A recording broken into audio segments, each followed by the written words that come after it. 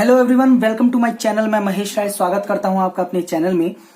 ये जो बुक है वो राग परिचय है और ये राग परिचय का भाग 3 है ये, ठीक है। और ये बहुत अच्छी बुक है। हरिश्चंद्र श्रीवास्तव इसके राइटर हैं और मैंने इसकी 4 भाग है और जो पहला भाग है वो मैंने चैनल पे डाल दिया है, दूसरा भाग भी डाल दिया, तीसरा है। तो चलो इसमें क्या है और कितनी अच्छी बुक है ये आपको आगे बताते हैं। राग परिचय भाग 3। और ये कहाँ के लिए ये इसकी स्वीकृत कहाँ के लिए ये, तो प्रयाग संगीत समिति, गंधर्व मंडल, बंबई, पंजाब, कुरुक्षेत्र, रोहतक, अमृतसर, कानपुर, आगरा, राजस्थान, जोधपुर, मेरठ, त्रिभुवन, यूनी, काठमांडू, नेपाल, जम्मू और कश्मीर आदि विश्वविद्यालयों द्वारा स्वीकृत है ये, ठीक है। तो इन विश्वविद्यालयों द्वारा ये स्वीकृत है। और ये जो है ये जो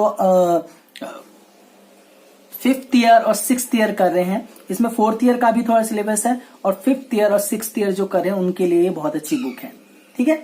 जो प्रभाकर कर रहे हैं या विशारद कर रहे हैं उनके लिए मेन ये बुक है, 5th ईयर और 6th ईयर के लिए। तो आगे देखते हैं। संशोधित एवं परिवर्धित संस्करण, लेखक हैं इसके हरिश्चंद्र श्रीवास्तव। और इन्होंने क्या क्या कर रखा है वो तो मैंने आपको पिछले वीडियो में बता ही रखा है, हाँ। तो ये उनके बारे में है। अब बाकी इसका जो मूल्य है, ये इसका 150 रुपए मूल्य है, हाँ। 150 रुपीज की ये बुक है, ज्यादा महंगी भी नहीं है, आप आराम से परचेज कर सकते हैं। इसका प्रकाशन संगीत सदन प्रकाशन है इसका, 134 साउथ मालका, इलाहाबाद, मुंबई। मोबाइल नंबर जो है यहाँ पे आप देख सकते हैं। अगर आपको कुछ एडिशनल तौर पे आपको कोई चीज पूछनी है तो यहाँ पे कॉल करके इस बुक के बारे में आप पूछ सकते हैं। आगे चलते हैं। इधर भूमिका है, इधर फिर विषय सूची है। तो चलो विषय सूची की ओर चलते हैं। तो सूची, प्रयाग संगीत समिति, इलाहाबाद के 5म और 6म वर्ष संगीत प्रभाकर का पाठ्यक्रम है, ठीक है। मैंने आपको बता दिया था ये 5म और 6म मतलब कि प्रभाकर के लिए, विशारद के लिए ये मेन रूप से बुक है, बहुत अच्छी बुक है। और प्रथम अध्याय रागों का परिचय है। तो मैं एक लाइन से आपको सारे रागों के नाम बता देता हूं।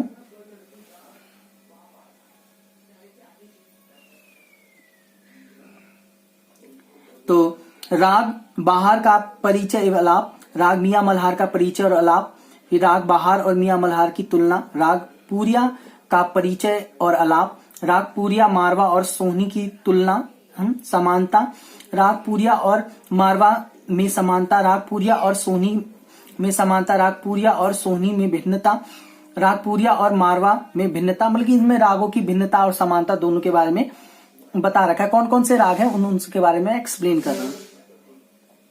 राग छायानट का परिचय वे अलापतान, राग छायानट और कामोद की तुलना, राग पूरिया धनाश्री का परिचय और अलापतान, राग दरबारी कानड़ा का परिचय वे अलापतान, राग अड़ाना वे का परिचय वे अलापतान, राग अड़ाना और दरबारी कानड़ा की तुलना, राग मुल्तानी का परिचय वे अलापतान, राग तोड़ी का परिचय वे अलापतान, राग मुल्तानी और तोड़ी की तुलना, राग हिंडोल का परिचय वे अलापतान, राग शुद्ध कल्याण का परिचय और अलापतान।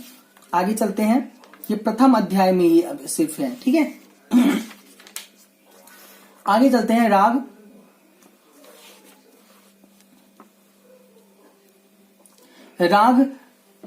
शुद्ध कल्याण और भोपाली की तुलना, राग शुद्ध कल्याण और देशकार की तुलना, राग रागेश्वरी का परिचय और अलापतान, राग मालगुंजी का परिचय और अलापतान, राग देसी का परिचय और अलापतान, राग विभास का परिचय और अलापतान, राग रामकली का परिचय और अलापतान, राग ललित का परिचय व अलापतान, राग देशकार का परिचय और अलापतान, राग देशकार और भोपाली की तुलना, राग श्री का परिचय व अलापतान, राग गौड़ मल्हार का परिचय और अलापतान, राग बसंत का परिचय अलापतान, राग परच का परिचय और अलापतान, राग परच और बसंत की तुलना, राग गौड़ सारंग का परिचय और अलापतान, राग जयजयवंती का परिचय वे अलापतान, राग सोनी का परिचय वे अलापतान, राग कामोद का परिचय और अलापतान, राग हमीर और कामोद की तुलना, राग चंद्रकोश का परिचय और अलापतान, राग गौरक कल्याण का परिचय और अलापतान, राग जन सम्मोहनी का परिचय और अलापतान, राग कलावती का परिचय और अलापतान,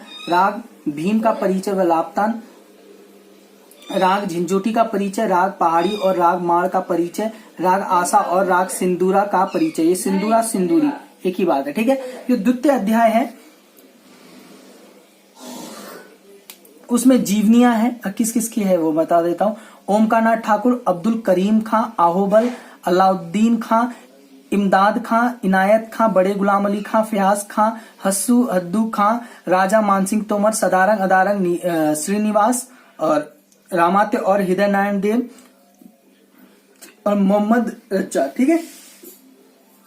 जो तीसरा अध्याय है उसमें वाद्यों के बारे में दिया हुआ है, वाद्य और उसके प्रकार, मूल और सहायक नाद, मंद्र प के सहायक नाद, मंद्र म के सहायक नाद, मंद्र सा के सहायक नाद, और भारतीय संगीत का संक्षिप्त इतिहास, प्राचीन काल, संदिग्ध काल, मध्य काल, पूर्व मध्य काल, उत्तर मध्य काल, आधुनिक काल, ठीक है।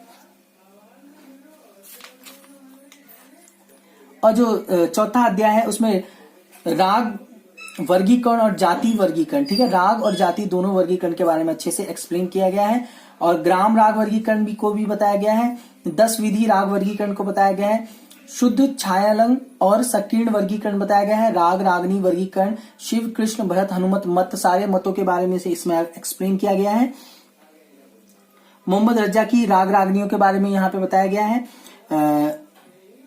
राग रागनी वर्गीकरण की आलोचना भी की गई है, और किस तरीके से किया वो भी उसके बारे में पूरा डिटेल से बताया गया है। रागांक वर्गीकरण और ठाट राग वर्गीकरण के बारे में भी बताया गया है। तो ये बहुत अच्छी बुक है। आगे चलते हैं।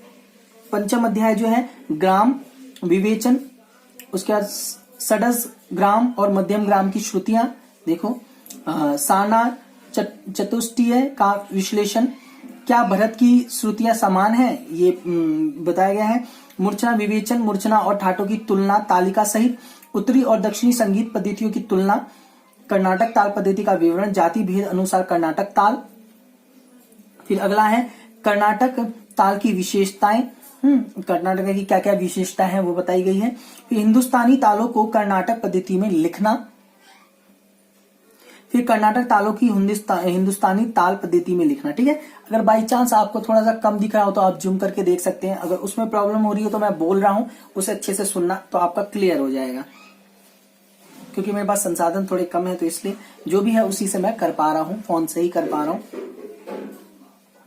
ये वीडियो जो फोन से ही मैं बना रहा हूं। तो आगे चलते हैं। तो छठा अध्याय है,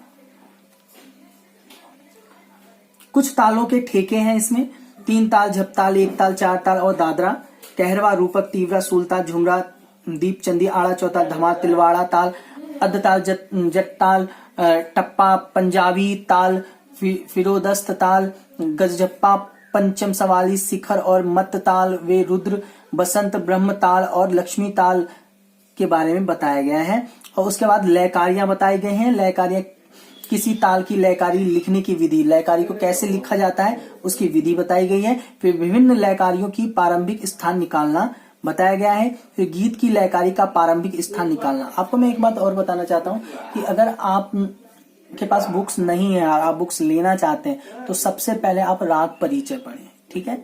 ये गवर्नमेंट की बुक है, और आप जब भी आपने देखा होगा कि ये जो बुक होती है ना, इसमें ना डिस्काउंट नहीं मिलता। और बुक्स आप लोगे, किसी राइटर की बुक्स लोगे अलग अलग तरह की, तो उसमें आपको 10% का, 20% का ऐसे डिस्काउंट मिलता है। लेकिन ये जो बुक, तो इसमें फिर लयकारी, किसी ताल की लयकारी लिखने की विधि, फिर उसके बाद विभिन्न लयकारियों की प्रारंभिक स्थान निकालना, फिर गीत की लयकारी का प्रारंभिक स्थान निकालना है, ठीक है। आगे चलते हैं हम, और आगे बताया गया है 7वां अध्याय। और 7वां अध्याय जो है वो है गायन के घरानों का परिचय, ग्वालियर घराना, आगरा घराना, दिल्ली घराना, जयपुर घराना, पटियाला और अल्लादिया खां का घराना, किराना घराना भी इसमें दिया गया है। हाँ, श्रुति स्वर विचार, प्राचीन श्रुति स्वर व्यवस्था, आधुनिक श्रुति स्वर व्यवस्था, प्राचीन ग्रंथकारों के शुद्ध और विकृत स्वर, भरत और सारंगदेव के स्वर, लोचन के शुद्ध और विकृत स्वर, रामामात्य और पुंडरीक विठल के शुद्ध और विकृत स्वर, सोमनाथ और व्यकंठ मखी के स्वर, आहोबल के स्वर, आधुनिक स्वर व्यवस्था, श्रुति स्वर विभाजन का इतिहास, भरत और सारंगदेव की श्रुतियों में समता भिन्नता, वीणा के तार पर श्रीनिवास के स्वर, मध्यकालीन विद्वानों के स्वर की तुलना। ठीक है, आगे चलते हैं। उसके बाद मध्यकालीन, पश्चात तथा आधुनिक स्वरों की तुलना, ताल की आंदोलन संख्या और नाद में संबंध, आंदोलन की चौड़ाई और नाद का छोटा बड़ापन, आंदोलन संख्या और नाद की ऊंचाई नीचाई, आंदोलन संख्या और तार की लंबाई वे गुणांतर।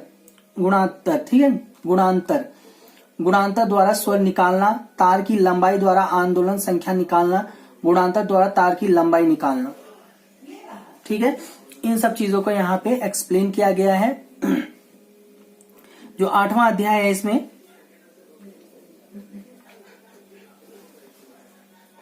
कलावंत, गीति वाणी, खंडारी वाणी, डागुर वाणी, नोहार, गोबरहार वाणी, गीत, वज्ञकार, पंडित और नायक, गायक और अल्पवत, बहुत्व, निबंध, अनिबद्ध गान, रागालाप, रूपकालाप, अलप्ति गान, स्वर स्थान नियम का आलाप, परमेल, प्रवेशक राग और अर्धदशक स्वर, मार्गी संगीत अथवा गंधर्व संगीत, विशेषताएं और देसी संगीत, मार्गी संगीत और देसी संगीत में अंतर, मार्गी संगीत और देसी संगीत में अंतर।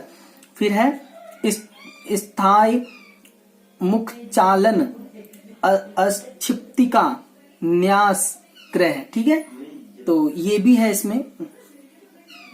उसके बाद है अपन्यास, संन्यास, विन्यास और विदारी, गमक और तीरोभाव, आरिभाव। फिर 9वां अध्याय जो है उसमें पश्चात चीजों के बारे में और बताया गया है, नोट्स सबके बारे में बताया गया है। तो पश्चात स्वरलिपि पद्धति, सोल्फा और न्यूमस स्वरलिपि पद्धति, चीव वे स्टाफ स्वरलिपि पद्धति, स्टाफ स्वरलिपि लिखने की विधि, स्वर और उनके नाम। ठीक है, ये पंडित हरिश्चंद्र श्रीवास्तव जी हैं जिनके द्वारा ये बुक लिखी गई है।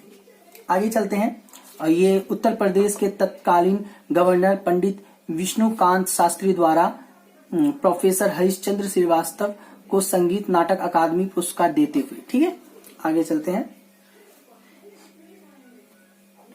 की सिग्नेचर और लेजर लाइन के बारे में है। बार टू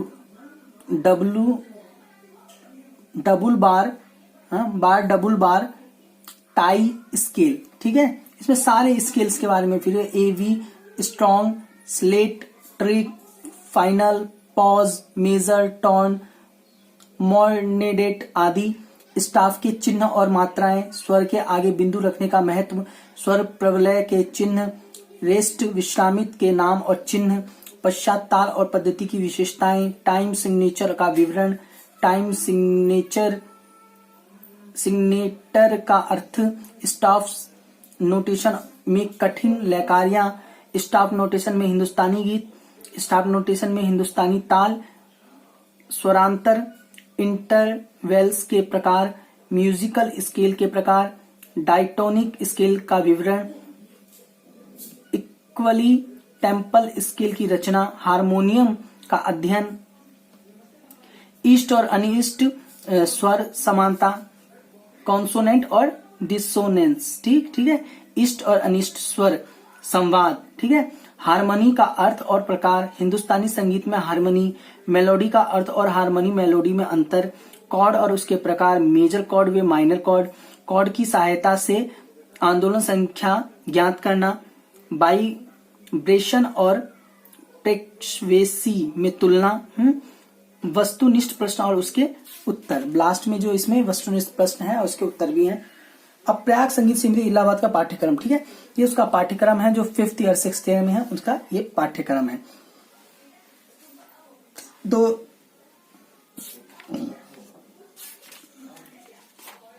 ये आपको मैं दिखा देता हूं, ये क्रियात्मक है और ये शास्त्र है। उसके बाद देखिए, ये जो 5वां वर्ष होता है जो प्रभाकर का फर्स्ट ईयर होता है, वैसे प्रभाकर का जो फर्स्ट ईयर होता है वो 5th ईयर होता है। तो इसमें आपकी जो आएंगे क्रियात्मक परीक्षा 100 अंकों की और एक प्रश्न पत्र 50 अंकों की, ठीक है, पिछले वर्ष का पाठ्यक्रम भी सम्मिलित होगा, ठीक है। तो आपकी इसमें 2 प्रश्न पत्र होंगे, ठीक है, और एक प्रश्न पत्र 50 अंक का होगा। तो क्रियात्मक जो है वो देखिए क्या है, कुछ पहला जो है वो कुछ कठिन लय कार्यों को ताली देकर दिखाना, जैसे 2 मात्रा में 3 मात्रा और 3 मात्रा में 4 मात्रा बोलना इत्यादि। दूसरा है नोम तोम के अलाप का विशेष अभ्यास। तीसरा है पूरिया, गौड़, मल्हार, छायालंग, श्री हिंडौल, गौड़ सारंग, विभास, दरबारी, कान्हा, तोड़िए, अड़ाना। इन रागों में एक एक विलंबित और एक एक द्रुत ख्याल, पूर्णता सुंदर गायकी के साथ किन्हीं 2 रागों में से एक एक धमार और किन्हीं 2 में से एक एक ध्रुपद, जिनमें दून, तिगुन, चौगुन और आड़ करना आवश्यक है। रागों का सूक्ष्मतम अध्ययन, रागों का तिरोभाव, आविर्भाव का क्रियात्मक प्रयोग। फिर 5वां है पंचम सवारी, गजझप्पा, अध्ययन, मत्य और पंजाबी तालों का पूर्ण ज्ञान और इन्हें ठा, दुगुन तथा चौगुन लयकारियों में ताली देकर बोलना, ठीक है। छठा जो है 3 ताल, झपताल, 4 ताल, 1 ताल, कहरवा तथा दादरा तालों को तबले पर बजाने का साधारण अभ्यास है। शास्त्र, फिर हम शास्त्र में आ जाते हैं। तो शास्त्र में देखिए क्या है, पिछले 4 वर्षों के पाठ्यक्रम का पूर्ण विस्तृत अध्ययन। दूसरा है अनिबद्ध गान के प्राचीन प्रकार, राग, रागलाप, रूपकालाप, अलप्ति गान, स्वर स्थान, नियम, बिदारी, राग लक्षण, जाति गायन और विशेषताएं, संन्यास, विन्यास, गायकी, नायकी, गंधर्व गीत, देसी गीत। पाठ्यक्रम के रागों में तिरोभाव, आयुर्भाव और अल्पत बहुत दिखाना, ठीक है। फिर है तीसरा श्रुति स्वर विभाजन के संबंध में संपूर्ण इतिहास को 3 मुख्य कालों में विभाजित, प्राचीन, मध्य, आधुनिक। इन तीनों कालों के ग्रंथकारों के ग्रंथ और उसके वर्णित मतों में साम्य और भेद, षड्ज, पंचम भाव और आंदोलन संख्या तथा तार की लंबाई का संबंध। किसी स्वर की आंदोलन संख्या दी हुई हो तो तार की लंबाई निकालना, जबकि षड्ज की दोनों वस्तुएं प्राप्त हो। इसी प्रकार तार की लंबाई दी हुई हो तो आंदोलन संख्या निकालना। मध्यकालीन पंडित और आधुनिक पंडित के शुद्ध और विकृत स्वरों के स्थानों की तुलना उसके तार की लंबाइयों की सहायता से करना, ठीक है। उसके बाद आ जाते हैं हम विभिन्न रागों के सरल, चौथा जो है विभिन्न रागों के सरल तालों में सरगम मन से बनाना। फिर 5वां है इस वर्ष के रागों का विस्तृत अध्ययन तथा उससे मिलते जुलते रागों का मिलाना। रागों में अल्पवत बहुत तिरोभाव, आयुर्भाव को दिखाना। इस वर्ष के तालों, छठा जो है इस वर्ष के तालों का पूर्ण परिचय और उसके ठेकों को विभिन्न लयकारियों में ताल लिपि में लिखना। गणित द्वारा किसी गीत या ताल की दून, तिगुन आदि प्रारंभ करने का स्थान निश्चित करना। 7वां है गीत और उनकी तिगुन और चौगुन स्वरलिपि में लिखना। 8वां है निबद्ध के विषय, राग और रस, संगीत और ललित कलाएं, संगीत और कल्पना, यवन संस्कृति व हिंदुस्तानी संगीत का प्रभाव, संगीत व उसका भविष्य, संगीत में वाद्यों का स्थान, लोक संगीत आदि। 9वां है गीतों व तालों को किसी भी स्वरलिपि में लिखने का अभ्यास। 10वां है श्रीनिवास रामात्य, हृदय नारायण देव, मोहम्मद रज्जा सदारंग अदारंग का जीवन परिचय तथा उनका संगीत में कार्य, ठीक है। तो ये इनका जीवन परिचय है, इसके बारे में पूछा जाएगा। तो ये था आपका 5th ईयर का सिलेबस, प्रभाकर फर्स्ट ईयर का ये पूरा सिलेबस है, क्रियात्मक और शास्त्र। तो अब हम आ जाते हैं षष्ठम वर्ष, मतलब कि 6th ईयर में आपसे संगीत प्रभाकर में क्या क्या पूछा जाएगा उसका।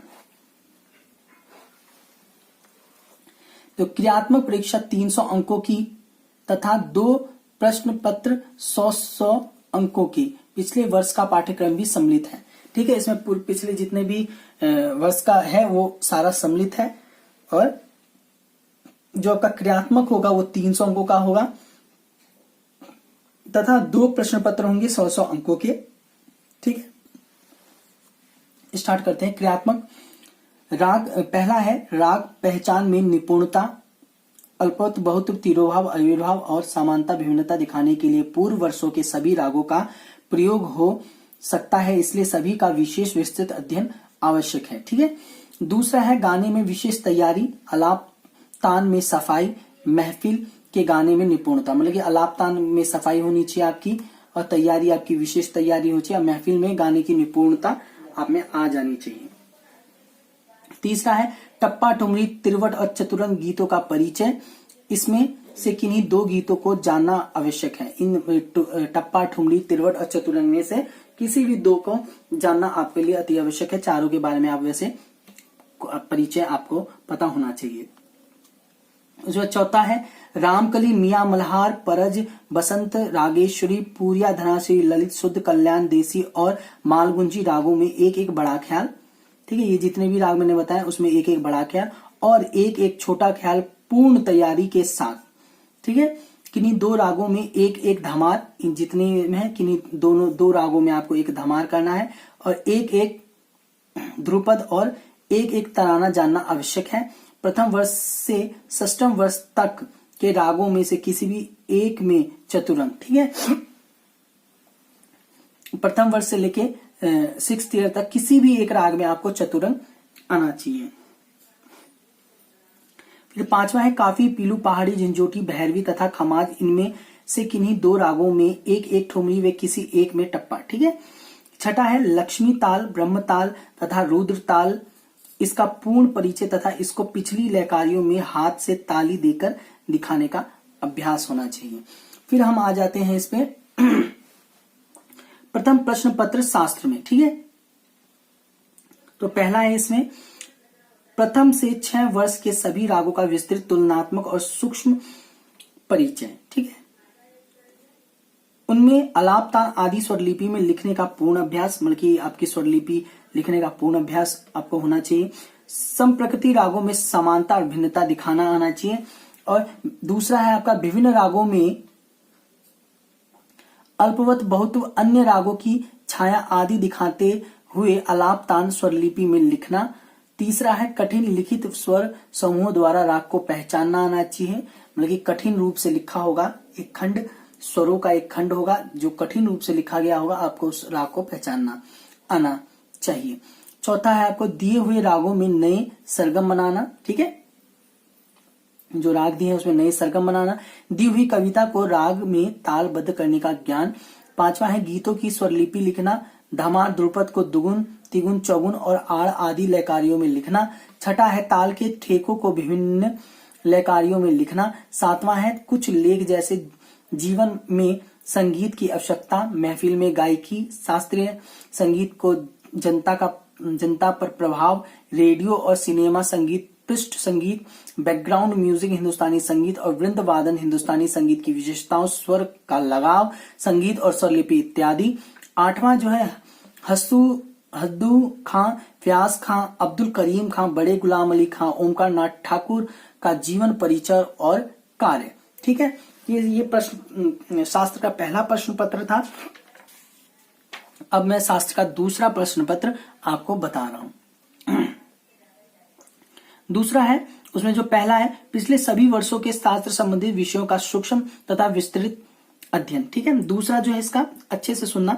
मध्यकालीन तथा आधुनिक संगीतज्ञों के स्वर स्थानों की आंदोलन संख्याओं की सहायता से तथा तार की लंबाई की सहायता से तुलना, पश्चात स्वर सप्तक की रचना, सरल गुणांतर और शुभ स्वर संवाद के नियम, पश्चात स्वरों की आंदोलन संख्या, हिंदुस्तानी स्वरों में संवाद, कर्नाटक ताल पद्धति और हिंदुस्तानी ताल पद्धति का तुलनात्मक अध्ययन। संगीत का संक्षिप्त क्रम से इतिहास, ग्राम, मूर्छना, अर्थ और क्रमिक परिवर्तन, मूर्छना और आधुनिक थाट, कलावंत, पंडित नायक, वज्ञकार, वाणी, खंडार, डागुर, नौहार, गोबरहार, गीत के प्रकार, गमक और विभिन्न प्रकार के हिंदुस्तानी वाद्यों का विविध प्रकार, तत्, अवनद, घन और सुशी चारों वाद्यों के बारे में यहाँ पे बताना है। और तीसरा है निम्नलिखित विषयों का ज्ञान, तानपुरे से उत्पन्न होने वाले सहायक नाद, पश्चात बल्कि तानपुरे से जो सहायक नाद उत्पन्न होते हैं उसके बारे में पता होना चाहिए, पश्चात सच्चा और स्वर सप्तक। ठीक है, उसके बाद यहाँ पे डायटोनिक स्केल को इक्वली टेम्पर्ड स्केल में परिवर्तन होने का कारण वे विवरण मेजर, माइनर और सेमीटोन पश्चात आधुनिक स्वरों के गुण दोष हारमोनियम पर एक आलोचनात्मक दृष्टि तानपुरे से निकालने वाली स्वरों के साथ हमारे आधुनिक स्वर स्थानों का मिलान, प्राचीन मध्यकालीन तथा आधुनिक स्वर वर्गीकरण, उनका महत्व और उसके विभिन्न प्रकारों की परस्पर तुलना, संगीत कला और शास्त्र पर पारस्परिक संबंध, भरत की श्रुतियां समान थी अथवा भिन्न थी, इस पर विभिन्न विद्वानों के विचार और तर्क, मतलब कि भरत की जो श्रुतियां थी वो समान थी या भिन्न थी, इस पर विद्वानों के क्या विचार रहे वो भी आपको बताना चाहिए। सारनाथ चतुष्टय का अध्ययन आपको आना चाहिए। और उत्तर भारतीय संगीत को संगीत परिजात की देन, हिंदुस्तानी और कर्नाटक संगीत पद्धति की तुलना, ठीक है, आपको आहोल के द्वारा परिजात लिखे उसके बारे में पता होना चाहिए। हिंदुस्तानी और कर्नाटक संगीत की तुलना आनी चाहिए आपको और समानता पता होनी चाहिए। उसके स्वर, ताल और रागों का मिलान करते हुए पश्चात स्वर लिपि पद्धति का साधारण ज्ञान, संगीत के घरानों का संक्षिप्त ज्ञान होना चाहिए और रत्नाकर के 10 विधि, राग वर्गीकरण, भाषा, विभाषा इत्यादि के बारे में पता होना चाहिए। और चौथा जो है भातखंड और विष्णु दिगंबर स्वर लिपियों का तुलनात्मक अध्ययन और उसकी श्रुति और उन्नति के सुझाव। पांचवा है लेख, भावी संगीत के समुचित निर्माण के लिए सुझाव, हिंदुस्तानी संगीत पद्धति के मुख्य सिद्धांत, प्राचीन और आधुनिक प्रसिद्ध संगीतज्ञों का परिचय तथा उनकी शैलियां, ठीक है। संगीत का मानव जीवन पर प्रभाव, संगीत और चित्त, माइंड एंड म्यूजिक स्कूलों द्वारा संगीत शिक्षा की त्रुटियों और उनकी उन्नति के सुझाव, संगीत और स्वर साधना, ठीक है। तो ये था आपका 5वां वर्ष और 6ठे वर्ष का सिलेबस। और इस बुक के बारे में, इस बुक में क्या क्या दे रखा है, क्या क्या सिलेबस है, वो मैंने अच्छी तरीके से शुरू से 9 अध्याय हैं इसमें, मैंने 9 के 9 अध्याय को अच्छे से एक्सप्लेन कर दिया है। मुझे उम्मीद है आप इस चीज को समझे होंगे। ये पहला क्वेश्चन पेपर है 5वें वर्ष का, मतलब कि सिलेबस है, सॉरी क्वेश्चन पेपर नहीं है, सिलेबस है 5th ईयर का और 6th ईयर का भी इसमें सिलेबस है और बहुत अच्छा है। और ये आप देख सकते हैं, ये मैंने जब एग्जाम दिया था बहुत पहले, तो बहुत पहले नहीं हूँ तो उसका है ये भी उसी का है, क्वेश्चन पेपर है ये। और ये देख सकते हैं लास्ट में बुक सबके नाम दिए गए हैं और ये बुक बहुत अच्छी है। मुझे उम्मीद है आपको मेरे द्वारा जितनी भी जानकारी दी जाती है वो आपको अच्छा लग रहा है, और अच्छा लग रहा है तो चैनल को सब्सक्राइब करना ना भूलें, बेल आइकन को प्रेस करें और लाइक करें और कमेंट जरूर करें, लाइक भी जरूर करें। बहुत सारी वीडियो है उस पर लाइक्स कम आते हैं तो इसलिए लाइक्स भी आप जरूर करें और कमेंट भी जरूर करें और चैनल को शेयर भी जरूर करें, ताकि जो म्यूजिशियन हैं, जो म्यूजिक की तैयारी कर रहे हैं या जो प्रिपरेशन कर रहे हैं, ग्रेजुएशन कर रहे हैं या first year, second year, third year, प्रवीण कर रहे हैं, विषाद कर रहे हैं, उन तक वीडियो को पहुंचाए ताकि उनकी हेल्प हो पाए। या टीजीटी पीजीटी के लिए भी मैं बहुत जल्दी लाने वाला हूँ वीडियोस, जैसी वैकेंसीज आएंगी तो उसके लिए। बाकी अभी 2 वैकेंसीज और नहीं आई हैं गवर्नमेंट की, तो वो भी मैं आपको उस पर अपलोड कर दूंगा। तो आज के लिए, और हमारा टेलीग्राम है, ऑल म्यूजिक एग्जाम के नाम से टेलीग्राम है, तो वहां पे आप जुड़ सकते हैं। कोई भी इंफॉर्मेशन आपको लेनी हो आप वहां से ले सकते हैं, बाकी आप कमेंट करके भी पूछ सकते हैं। और डिस्क्रिप्शन में मैंने उसका लिंक दे रखा है टेलीग्राम का, वहां से आप डायरेक्ट जाके जुड़ सकते हैं। तो आज के लिए इतना ही एवरीवन, थैंक यू एवरीवन, जय हिंद, जय भारत।